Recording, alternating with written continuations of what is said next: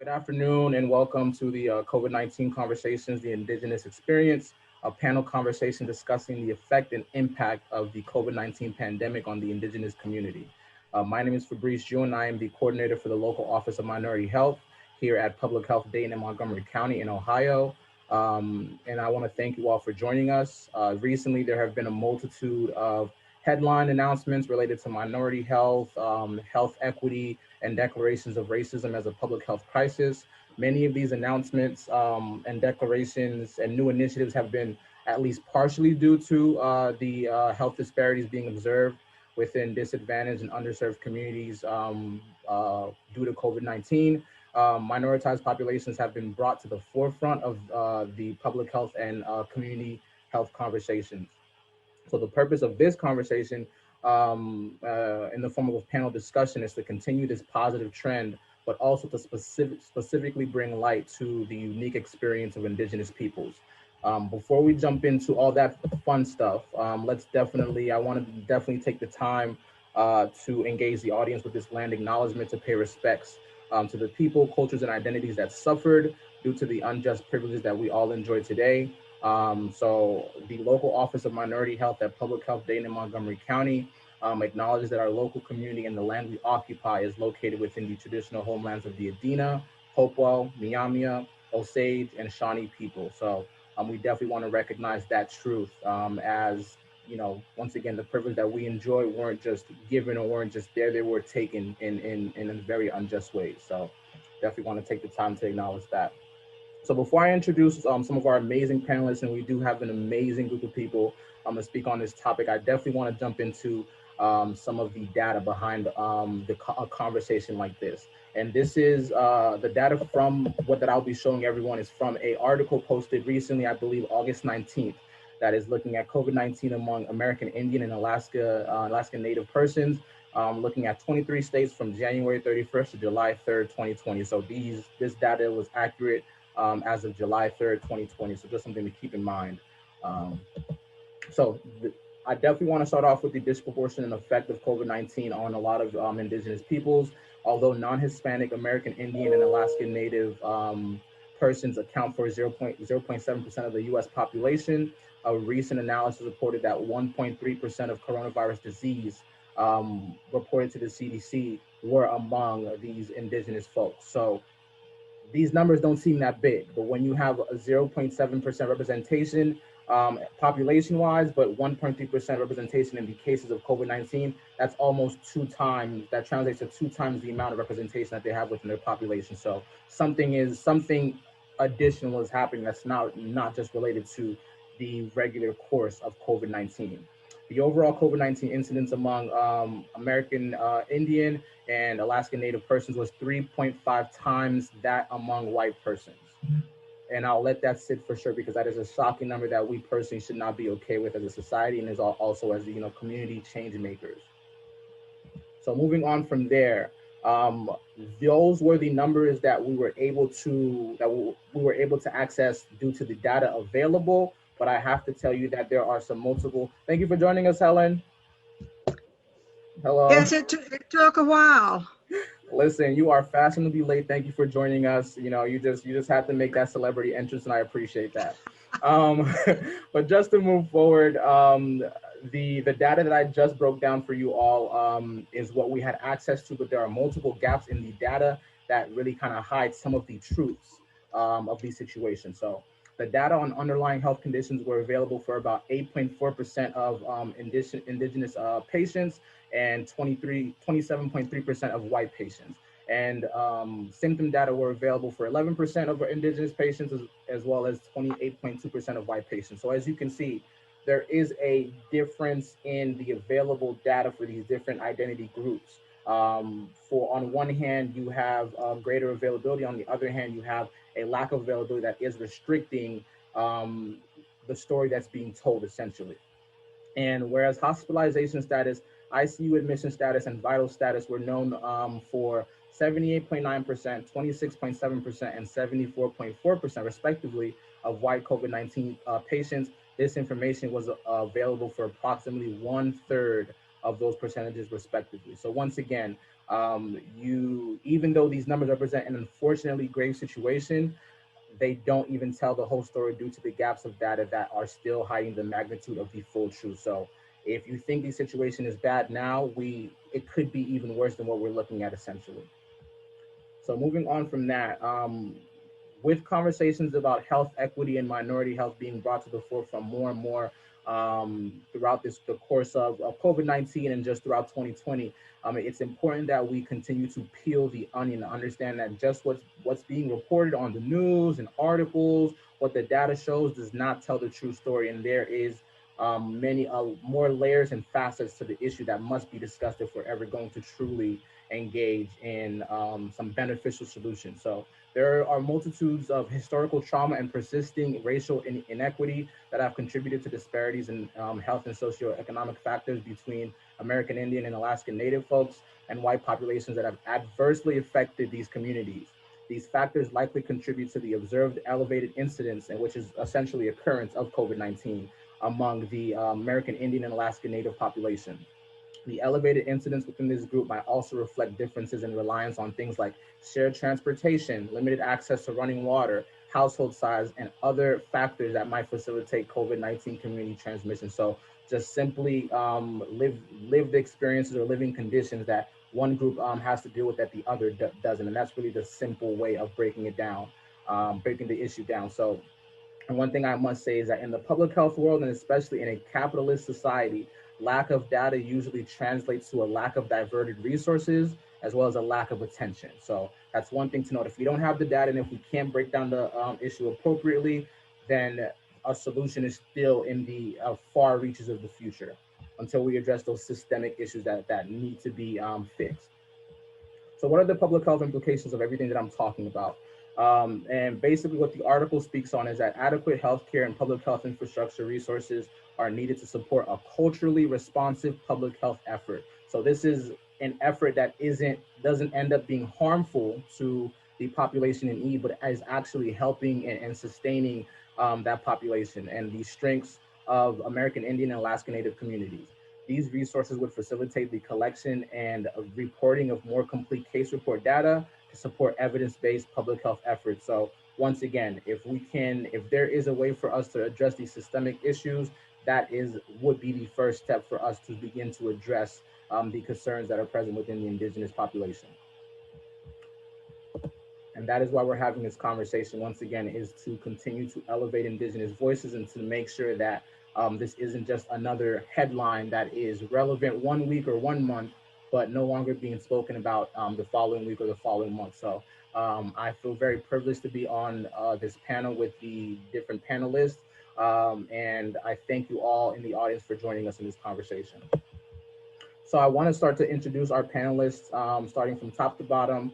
So first off, we have Blackberry, and if you can just wave, Blackberry, so they know who I'm talking about. I know they see your name, but if you can just wave. Blackberry is a member of the Blackfeet tribe in Montana. He does suicide prevention work among Native American youth, is involved with community work being done in the Pine Ridge Reservation in South Dakota, and has lived and worked in the Albuquerque and Santa Fe area of New Mexico. And took part in graduate studies that were focused on sociology and psychology from a cultural perspective. We have Cody Coyote joining us as well. Cody was born on unceded and unsurrendered Algonquin territory, which is commonly referred to as Ottawa, Ontario, Canada, and is of Ojibwe Irish descent, with ancestry from Matachuan First Nation. With his fusion of strong, profound lyricism accompanied by corresponding influential sounds, this multi-award nominated and award-winning hip-hop electronic artist and motivational speaker has dedicated his life to creating positive change in the world today. Cody Coyote's work has brought him to working in indigenous communities across so-called Canada and so-called United States of America. On August 28, 2020, he released a brand new music video and single entitled Dubway, which translates to truth in Ojibwe, and focuses on sharing a message of hope for indigenous communities. So thank you for joining us, Cody.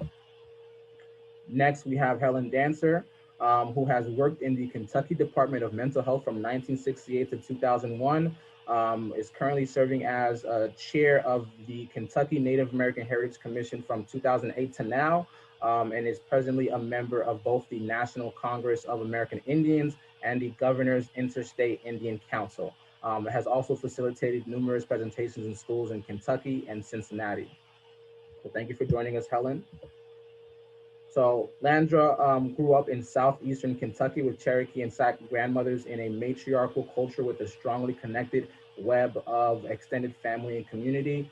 She has engaged in gatherings that have always been vital to Indigenous people. So this is from ceremonies to rituals and also to the sharing of teachings. Prior to this pandemic, Landra gave talks and led workshops on the heritage and culture of southeastern woodland American Indians. So thank you for joining us, Landra. Now we have Tiffany Pyatt, a 29-year-old Two-Spirit Indigenous woman, a poet, artist, and activist in the Appalachian Mountains engaged in organizing around environmental issues, human rights, racial justice, Indigenous education, and narrative storytelling work. Also is a co-founding member of the COVID-19 Reservation Mutual Aid, a group working to uplift and meet needs of natives on reservations during the time of COVID-19.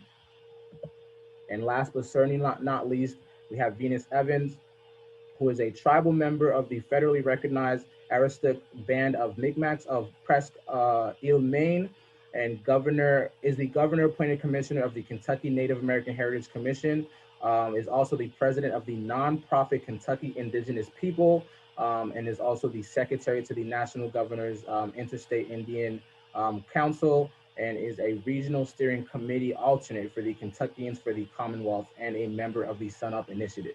I'm tired. I need some water because of the accomplishments of this amazing panel, but thank God I don't have to speak anymore and I can pass the mic off to them. So I will close this, this sharing, and we will jump into what we really came in for, and is really to hear the Indigenous voices speak on this issue at hand.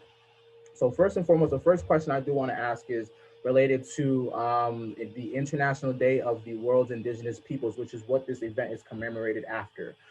So I would love it if Venus, if you could give us a look into what that means, that occasion means to the Indigenous identity.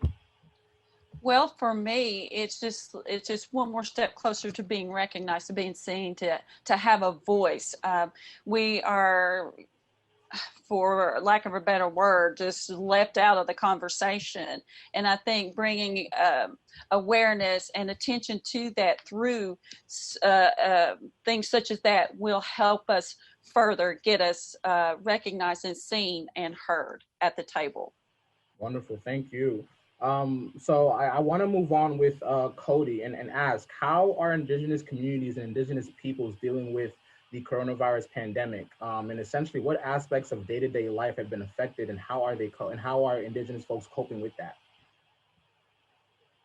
So first and foremost, I just want to follow some protocol from my territory. I've always been taught to introduce myself in my language before we get into things.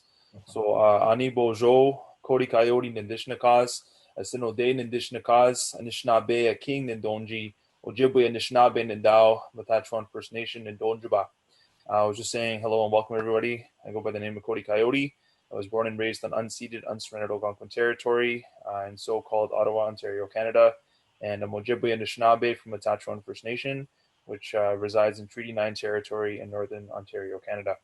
I think from what I've seen, I have been connected and well-versed in what's happening right now with our communities because people are reaching out to me for help consistently. They're telling me, hey, they're not letting us off the res right now. We have to shut things down. Outsiders aren't allowed into our communities for obvious reasons.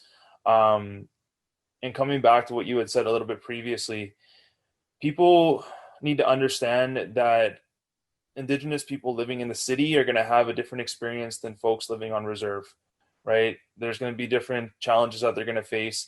Those who are living in remote communities are often flown out of the community because they lack resources to deal with these medical emergencies. They have to be flown in to a nearby city, and those nearby cities, they often face the stigmas and the prejudice and the racism from healthcare workers within that environment, right? And I think that, some of the protocols that I've been seeing with folks is they're trying to make ends meet. We lack the basic necessities to get things like soap and to get disinfectant and to have things like that for our children to be safe. And I know that on top of everything, people they can go and have a glass of water, and it's no big deal from running their tap. The majority and most often our communities are running on boil water advisories. So how are they supposed to truly stay clean when there's dirty water that are coming out of their taps, right? I think that the big discussion that needs to happen around this is like, hey, let's have some open dialogue like we're going to have today about what does it look like moving forward. How can we get them the disinfectant, get them the soap, get them the masks, get them those resources that they need, and get long-term help, not this short-term like, hey, we're here to help, and then we disappear for months on end. Okay, so I think that's all I can really offer at this point, but I do look forward to hearing where this is going to go. So mi bitch.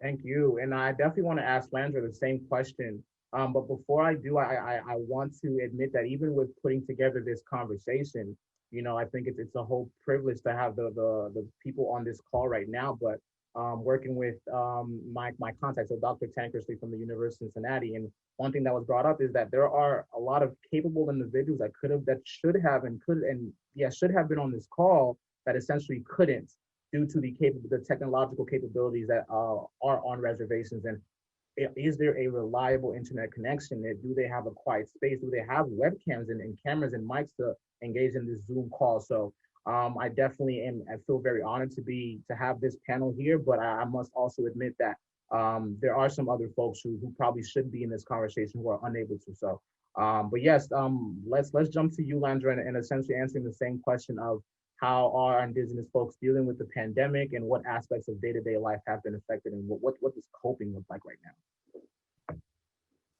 Well, it's different for my friends across the country I've spoken with recently, and I'm in small town Kentucky.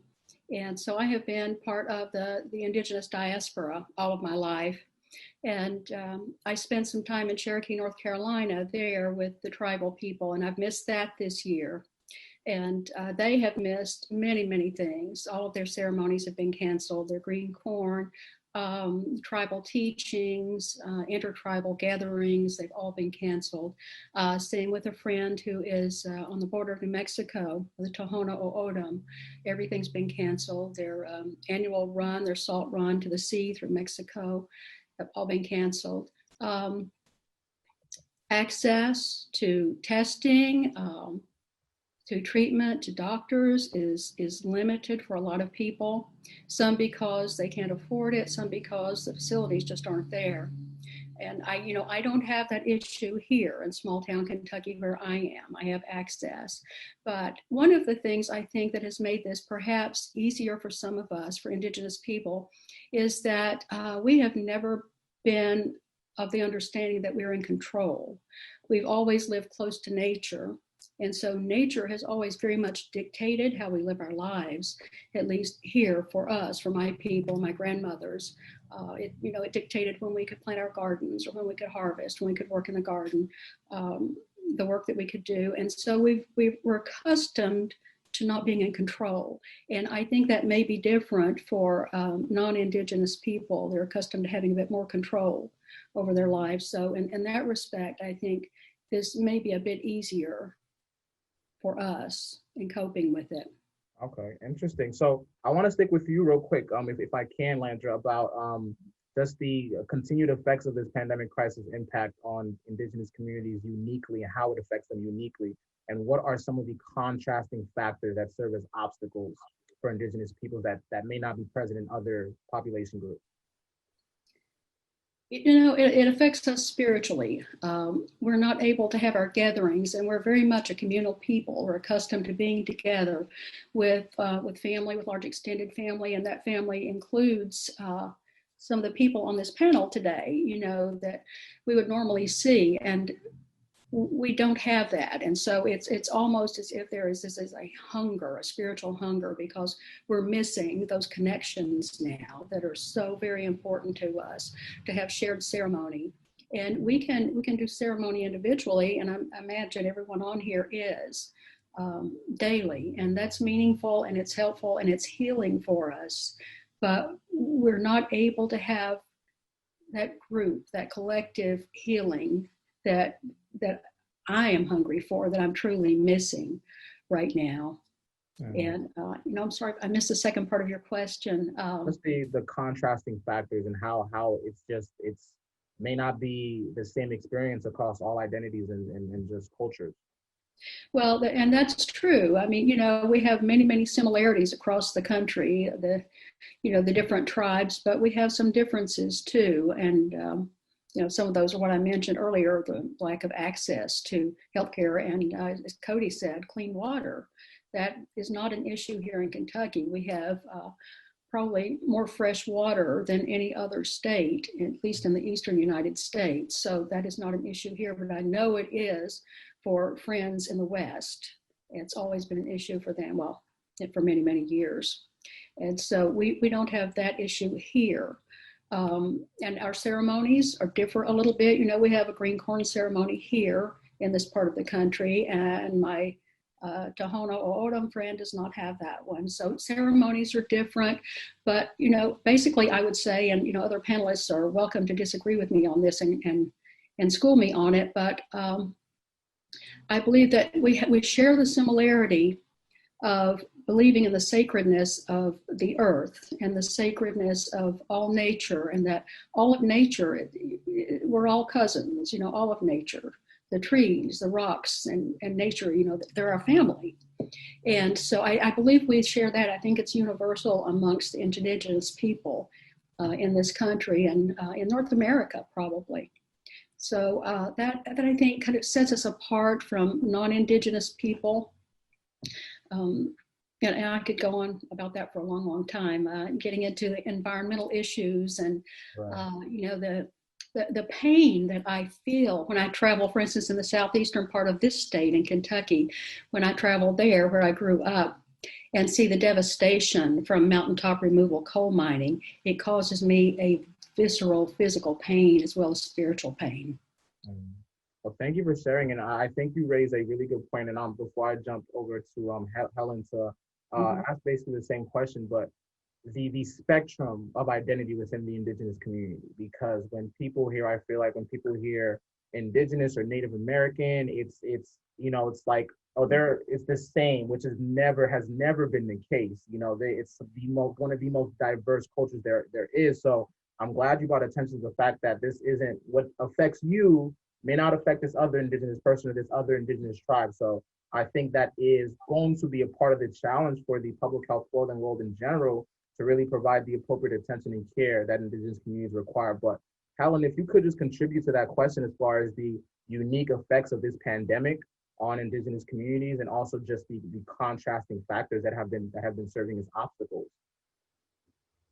One of the things that is disturbing to me and is problematic, I heard you giving the stats early on before the panel actually came into discussion. And I heard you giving some stats about the number of Indigenous people.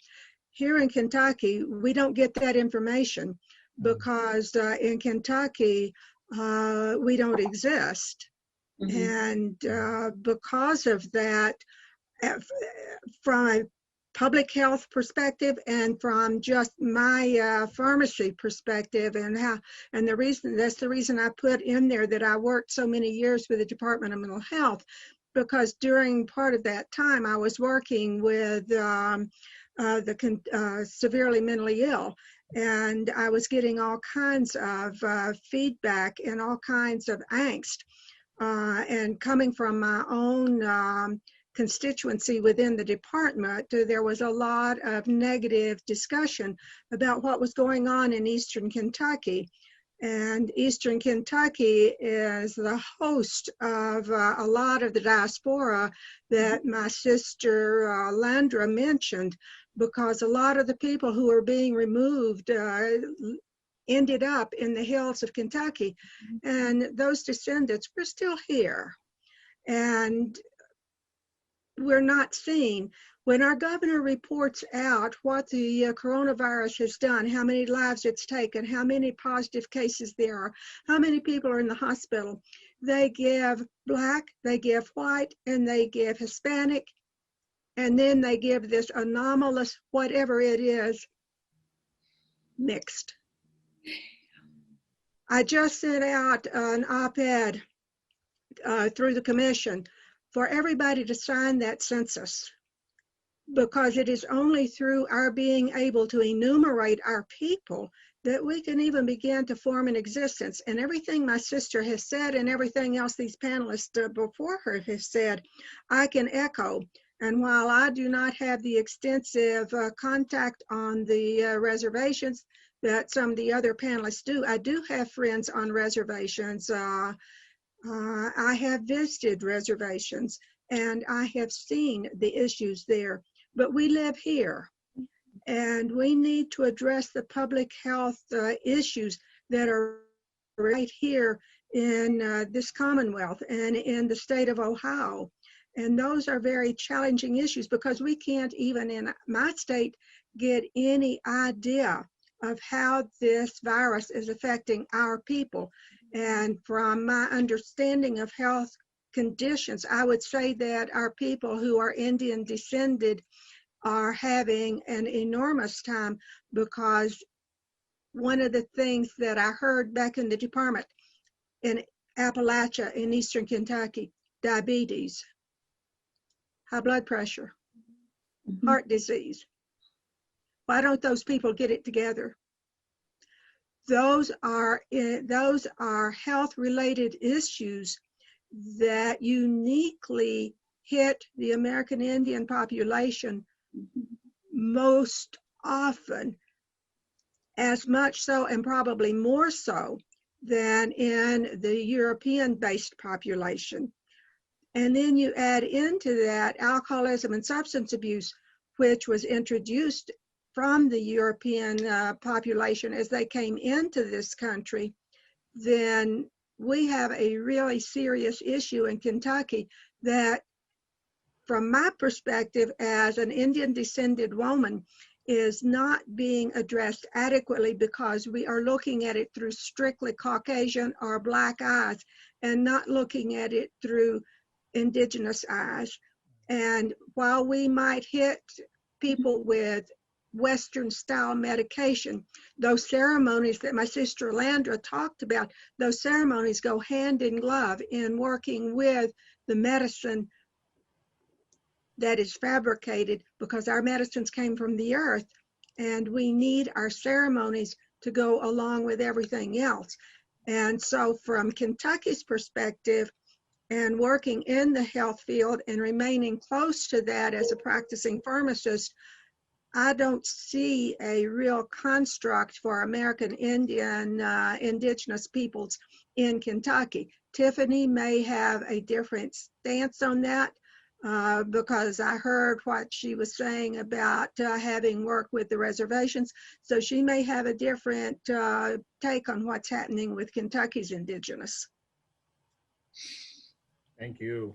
And Tiffany, do you want to follow up on that?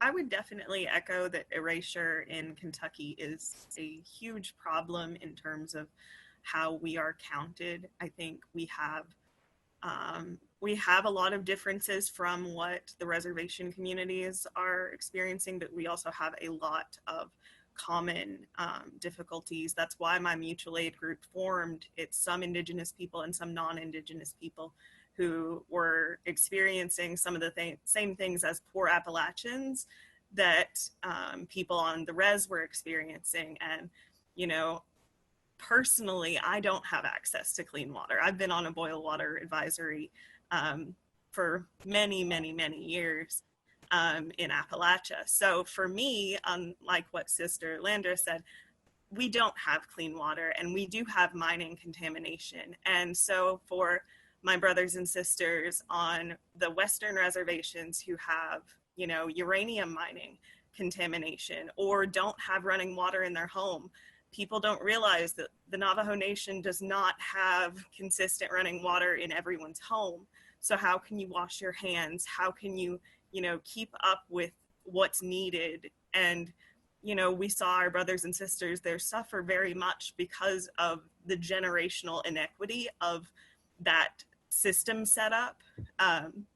And it has been hard. I have lost friends. I have lost, good people. We have a lot of, I think as Native people, we have a desire to, at this point in history, maintain connection with each other. And so while I may not culturally have the same things in common with some of the Western tribes, I have shared pains. And when they lose their elders, I am also experiencing that pain alongside them, because I know that our elders are our culture keepers, our knowledge speakers, and that is monumentally devastating. So every person that's lost to the coronavirus is more than just a number to us. They are people who keep and hold so much for every person. And I don't know, I probably got off on a tangent. I'm sorry. No. I mean, these are either experiential truths, and that's the piece that needs to be spoken on. It doesn't, if the bulk of our work is done based on what we're given on paper, then we're not doing the appropriate work. And one thing that I can echo as far as what Helen was saying is related to the data. I mean, even us here, we are working hard to make sure that this other and unknown section doesn't encapsulate a good amount of our folks. So 10%, that's a little too much to just say other, because that doesn't provide any information as far as how we can cater to those identities. So that is a constant challenge of public health, is to put a identity in a name to each percentage, so that there isn't this group of 10, 5, 1% that isn't being thought of, and that is simply a being othered and put on the outskirts. So before I jump to Black Bear, I want to ask another question of you, Tiffany, related to the types of support that Indigenous communities and Indigenous peoples have received to overcome this crisis. I know you have the mutual aid fund that you were speaking of, but if you know of any other resources, or if you want to just elaborate on what that mutual aid looks like and what the setup is looking like. Yeah, so I'd like to start with explaining why we felt the need for mutual aid. The government's aid programs for the different tribes, first of all, was held up in a lot of legal tape. A lot of people did not get funding on time, if at all. And I think it's important to note what the Indian Health Services had at the very start of the pandemic. They had 81 ventilators for 537 tribes. So how do you decide who deserves to have that, who deserves to have that life? For me, that was a very painful figure to learn, because there was no way to make a ventilator suddenly multiply. So the Indian Health Services was not prepared, and they didn't have the funding to be prepared. And so it was like putting us off into this like very difficult place, and the government was not meeting the needs of the people. Even as funding was coming in, there was so much red tape in between the individual and that funding. So for me and my group of like 5 or 6 friends, we decided to get together and just start doing what we could. We got hand sanitizer donated from the distilleries here in Kentucky. We sent out like 70 gallons of those.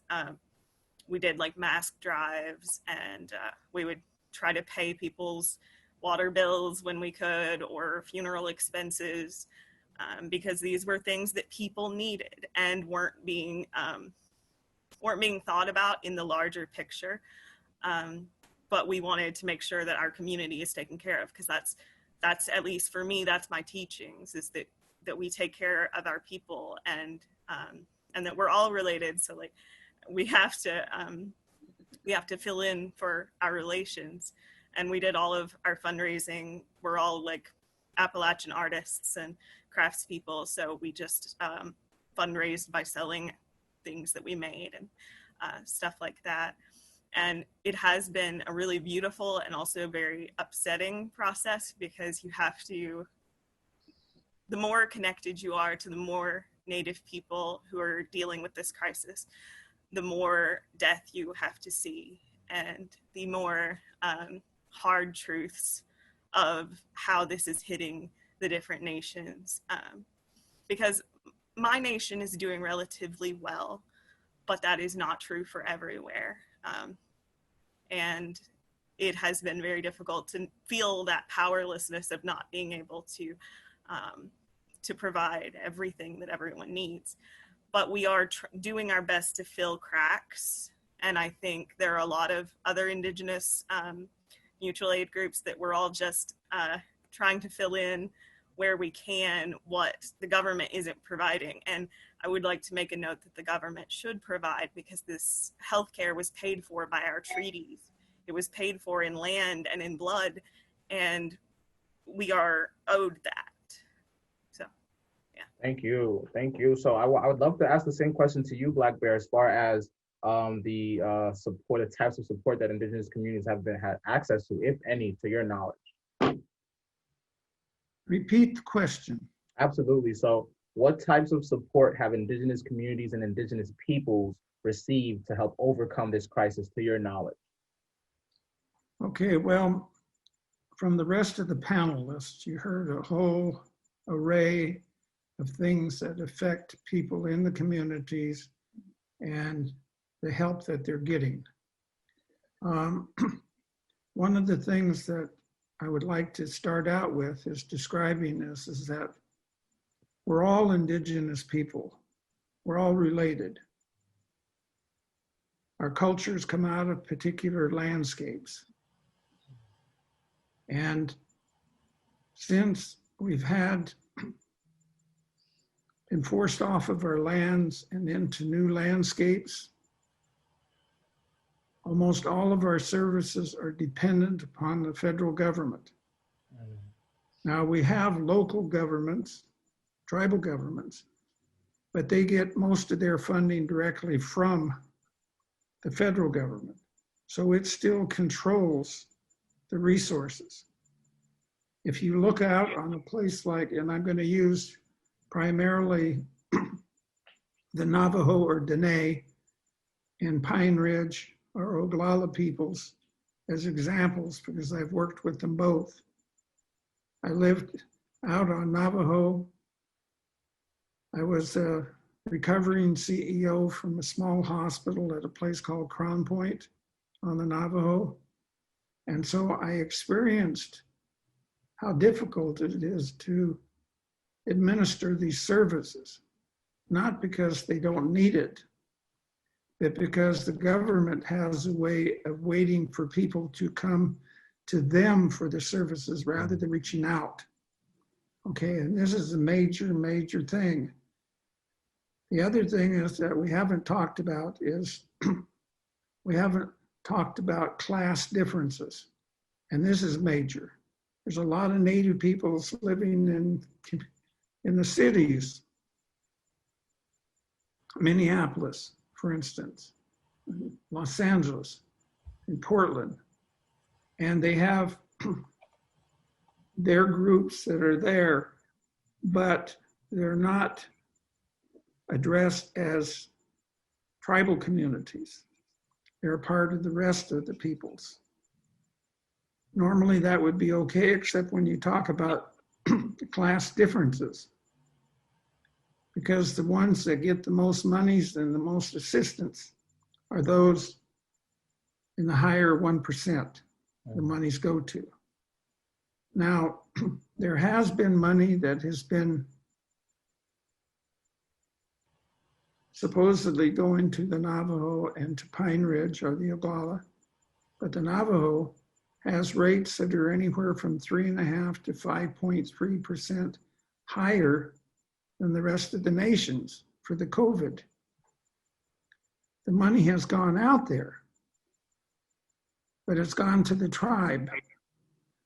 And the tribe itself has not distributed that money. So the people still aren't receiving that money to address their needs. You have a huge landscape, The size of the Navajo reservation is the size of the whole state of West Virginia.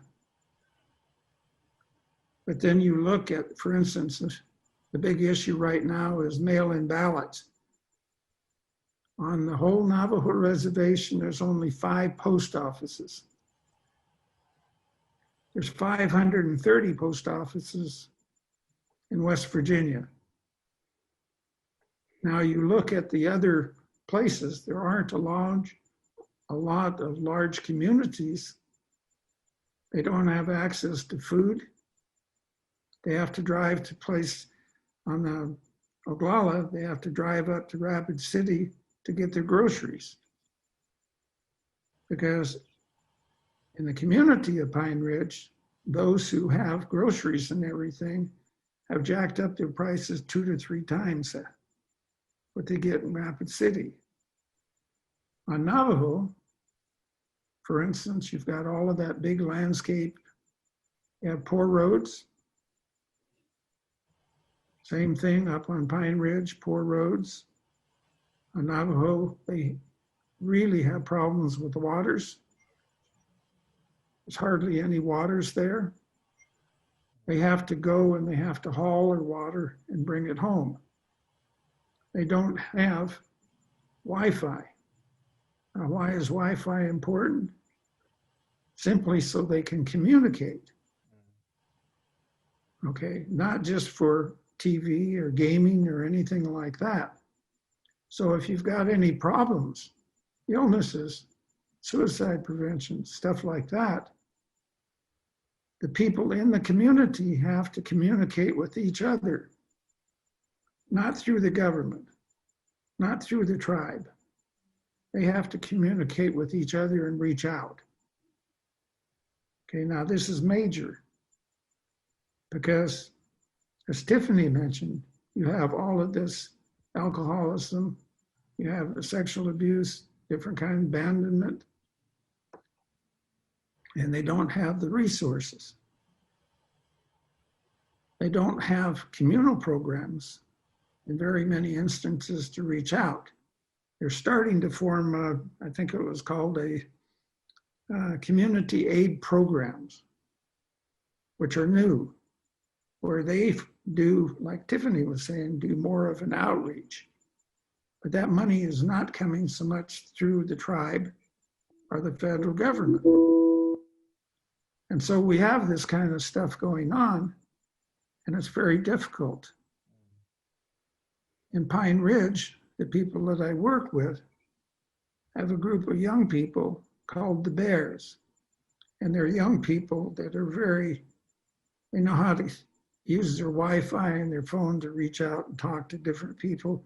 And so when you have suicide prevention and stuff like that, or somebody attempting, they know the people that they're talking to and communicating with, and they're able to reach out. But the governmental programs lag way behind in that kind of an outreach. So now all of these different things that I'm talking about have a major effect on being able to address the COVID-19. You also have, as Tiffany mentioned, the things, the high rates of obesity, different diets, the alcoholism, like this, that make them higher risk. And then if they don't have the PPE and all of that kind of thing, the masks and everything else, or else they don't wear it. Not that they shouldn't, but they don't. Then you have the higher risk again. So there's got to be some sort of an outreach, communication, and bringing people together, or else this will not address the COVID-19 and the higher rates.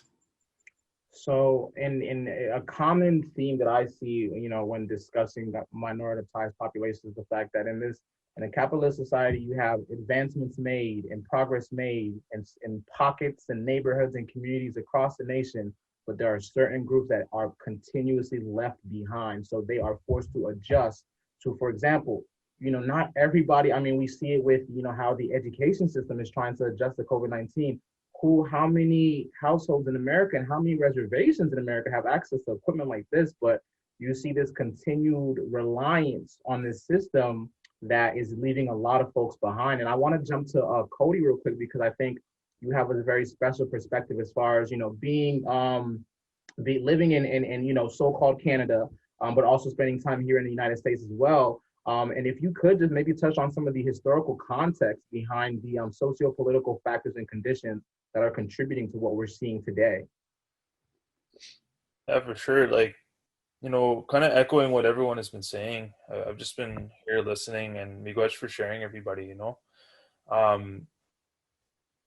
We're often the forgotten people. People forget to acknowledge that we even exist. And when you're forgotten in your own homelands and they disregard your voice and they put you on the back burner consistently, how are you supposed to advance and progress?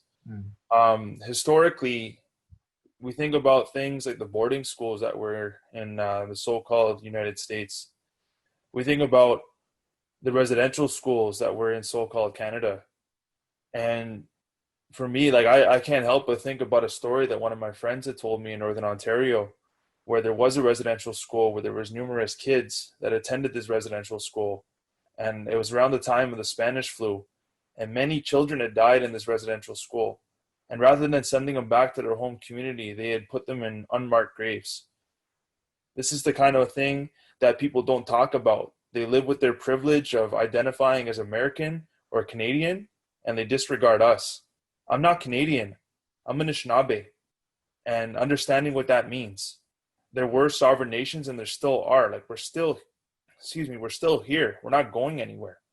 And we're here trying to manifest in a colonial structure that wasn't designed for us. It was oppressed onto us. They forced that upon to our people. And these living conditions that we're talking about, people living with diabetes and all this comes from those 5 white gifts that they gave us. We weren't allowed to hunt. We weren't allowed to fish. They separated us and put us on reservations, and they gave us means of flour and milk and lard and things that weren't healthy for our people, that we're still suffering from today. And I think, like, on top of that, like, I see things from an historical context, but I see how it ties into what we're living in now. There's a thing that's called intergenerational trauma that has been passed down to our people from things like the boarding schools and the residential schools. A prime example would be cultural disconnect, not knowing your language. If somebody was abused in one of those residential schools or boarding schools, and they ended up having a family member of their own that was younger to them and they abused them, that's an intergenerational trauma instance.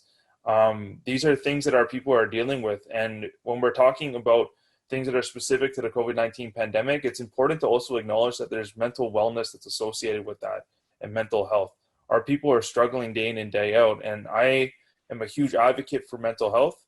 I want to see more infrastructure and people putting policy into place where they're going to actually help our people who are dealing with this trauma long-term, not short-term, not these helplines where people can call, because that's a start where they're Indigenous-led, but something that's long-term. Again, coming back to the historical component, we have survived the smallpox disease, Spanish flu, numerous different occasions, and we're still able to be and exist, but it isn't easy. We're facing systemic racism and prejudice from government. I know it from the Canadian standpoint. Everyone seems to think like, oh, well, look at what's happening in the States. It's not like that here in Canada. And I'm like, no, it's exactly that way. They designed it to be that way. They designed it to eliminate us. They wanted to eradicate us as Indigenous people. And while we kind of have been talking in a little bit of a pan-Indigenous lens, each individual tribe and community is going to have their own experience that is different than one another. There might be some parallels, but it's going to be different. I know for me, coming from Treaty 9 territory, Matachewan First Nation, might be different from those relations that we have that are here from Kentucky, but there might be some parallels. And it's understanding like the layers and the context that have been consistently like pushing us down, especially during this time. Because we need to acknowledge Indigenous truth. We need to acknowledge what our youth are saying. And we also need to pay attention to how we are being affected by this thing that is affecting people all over the globe, but how it's amplified. So I hope that helps.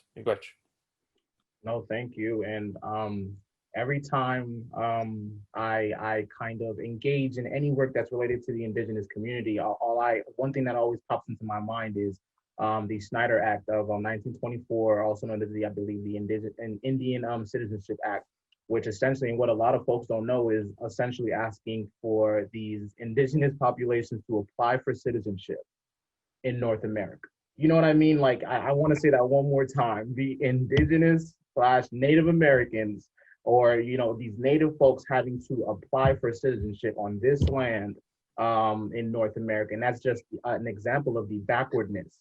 And it's a senseless kind of oppression and hoop jumping essentially for a community. And this is 1924. This isn't 17 or whatever. This is, less than 100 years ago. That's what community members had to do.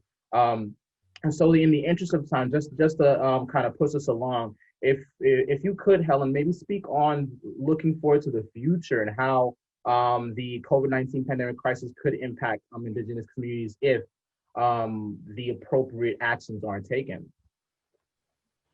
If the appropriate actions are or are not taken, Fabrice. Are not taken. The lasting effects that could arise.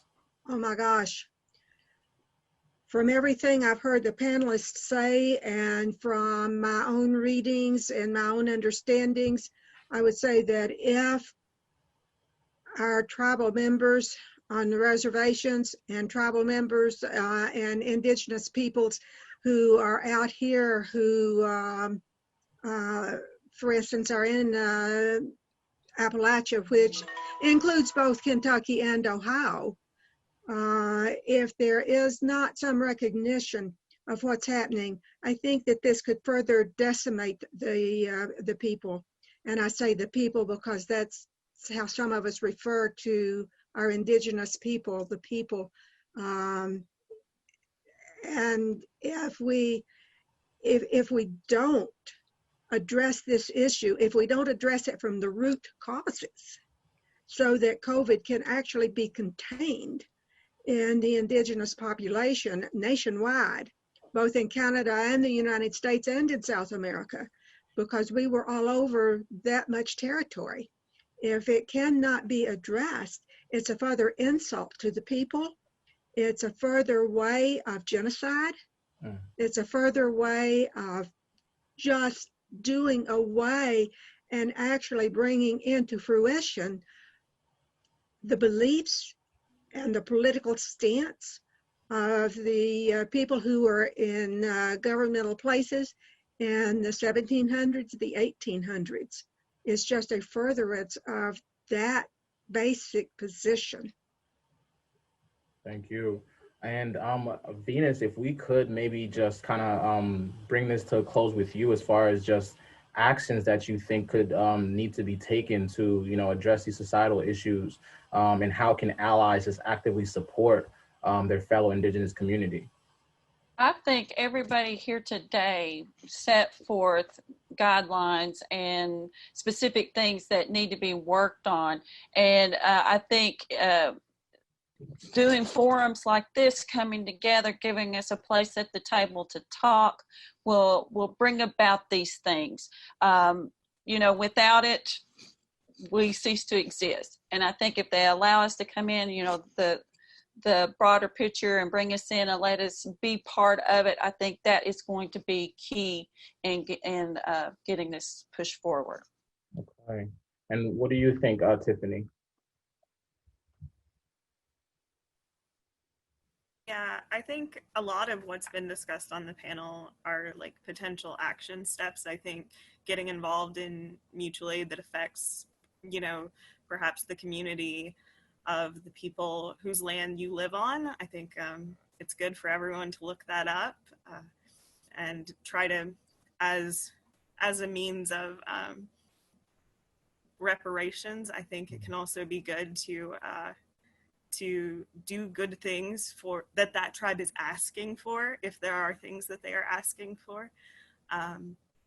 I think that, programs like the suicide prevention that Brother Black Bear was talking about are really incredible. And if that group like needs support, I think people should be putting their money behind it. And I think anywhere that, you know, mutual aid is popping up that's Indigenous led, I think people should consider supporting it, because that's what's getting, you know, food into the hands of people, masks into the hands of people. And you don't just have to support that financially. You can support that by sewing or crafting. And, you know, like when we do a mask drive, we have all sorts of people sewing from all sorts of places. So there are a lot of ways that people can work towards the health for our people, but it's also important that like we just band together and have conversations lifting up what's actually happening and what might not be in the news. Thank you. And I actually want to give the audience another look at Landra's amazing assortment back there. So Landra, could you contribute a couple points? Oh, sure. Yeah. With that. Well, yeah, I do. I wanted you to talk for just a minute about, as you know, as the rest of my sisters and brothers mentioned here, that we're invisible. We're invisible, and we need to find a way to get media to notice us. And we need the media cameras on that spotlight. And part of the problem, I think the reason that we don't is that, well, first of all, we're invisible, we don't exist. We're historical figures rather than living people today. We're historical. And you know, I mentioned to one person one time several years ago, you know, about being Indigenous and growing up with my Cherokee grandmother, my Sac grandmother. And he said, "So you grew up like an Indian?" And, you know, I had to ponder on that for a few minutes about what does that mean? And I'm thinking, he's seeing teepees and things in his head, you know, and we didn't have teepees in this part of the country, but that's the image, you know, these historical TV characters, and we need media attention. So we need to learn how to get media to focus on us, and so the world will see us. So we'll stop being invisible. And also I want to mention one of the things I believe that gives us strength, as I've seen from the other panelists here today, is you know, I grew up, and I think the others did too, from what I've seen today, we grew up with emotional honesty. It's very important amongst the Indigenous peoples I know that we're emotionally honest. And so if we're feeling grief, then we allow ourselves to feel it completely. If we're afraid, we allow ourselves to be afraid, or whatever that emotion is, we embrace it and we share it. And I think for a lot of people who are non-Indigenous, at least among my friends, they've been taught to, you know, buckle up and whatever it is, you know, put it aside and just, you know, get on with the task, whatever it is at hand. And that's, I believe, very unhealthy. And so, even though we have all of these difficulties, and the coronavirus is just heaped more upon already difficult lives, already challenging lives, we do have these core strengths among us that sustain us. Absolutely. And just to end out, I definitely want to respect the time of our audience. I want to first and foremost thank you all for joining on this panel. I thank you for your contributions. I understand that this wasn't, you know, definitely this hour out of your day, depending on what you have going on, might have been very significant. So I thank you for taking the time out, and just want to leave the audience with the thought that I saw that the United Nations was doing a celebration for the International Indigenous Peoples Day.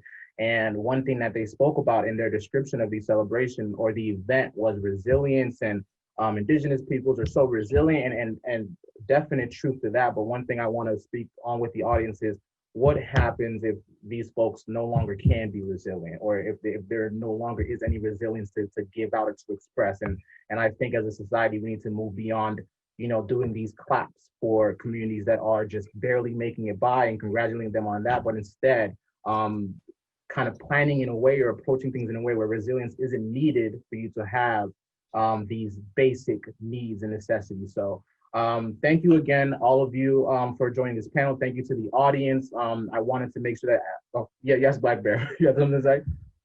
Yeah, just in closing, yeah, all of the things that were mentioned are very, very important.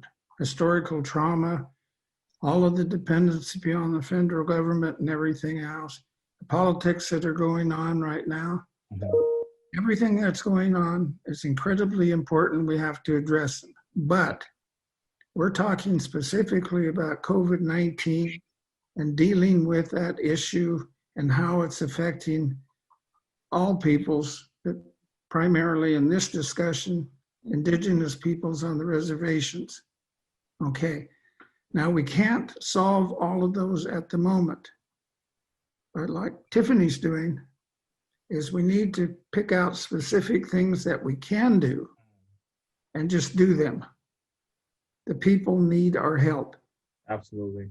Absolutely. And I can say one thing that I at least want to leave this meeting with is we have a Minority Health Advisory Council here at Public Health Dayton Montgomery County. And one resolution that I do want to make official is making sure that within that council that provides leadership related to minority health and health equity efforts, it wouldn't be right to at least not have one Indigenous identifying member as a part of that team. And that's a small action for sure, but at least it does ensure that that voice is present at least. So I definitely want to put the onus on the rest of our audience to, just find that one little thing that you can do, whether it is connecting with Tiffany and contributing to that aid fund, or whatever it is that you can do in your own circle and educating your friends, or, talking about this issue goes miles for this topic. So thank you again. I took 3 minutes of your time. I apologize for that. What's up, Cody?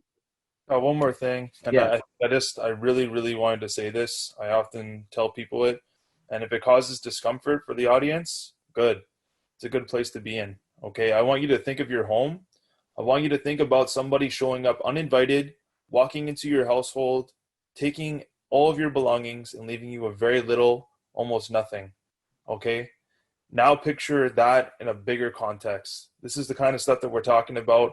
Sit with that discomfort for a little bit. Ask yourself, why am I feeling discomfort? Why do I feel this way? Why am I upset? Why am I feeling like I need to do something? And try to figure out a way, like we're talking about. Find a way to help. Sit on it, reflect on it, do something. Know that you're capable of doing something, even if it's checking somebody in your own circle, if they're talking down to Indigenous folks or about Indigenous folks.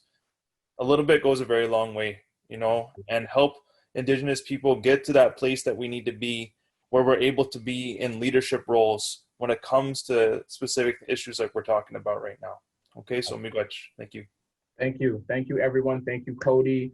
I hope you all have a good rest of your Monday. And once again, thank you for this much needed conversation. This was recorded, so we will be looking to post it on some of our platforms for those who weren't available to check out. But once again, I hope you all, stay safe and take care. And hopefully this isn't the last time we connect. I know Native American Heritage Month is on the horizon. So hopefully, I can get a superstar team like this back together again. So thank you again and have a wonderful day. Thank you. Thank you, brothers and sisters. Absolutely. Bye. Bye. Thank you, Fabrice, for pulling this all together. Thank you. And I have to say a special thanks to Dr. Kenneth Tankersley for providing the majority of these contacts. And Cody's dad used to coach me when I was playing a little pee-wee football back up in Canada. So it's family. It's definitely family. So I do appreciate every single one of you. Thank you. Thank you. Bye. Bon mopi. Yep.